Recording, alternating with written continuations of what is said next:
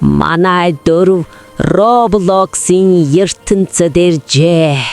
Сандран гүйсээр гүйж байтал араас нь Roblox гараад ирлээ.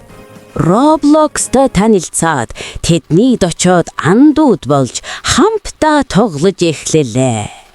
Ядагдсан Лего өрн шүү. Энэ бол миний ертөнц штэ. Мэдэж байгаа. Бэз.